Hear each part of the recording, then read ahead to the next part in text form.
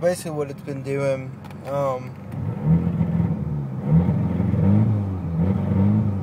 It's also causing the blow off to actually blow off just by simply revving it, which this car never, and I mean never, does that.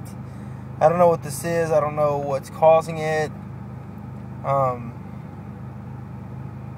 don't know, maybe it's like a vacuum leak or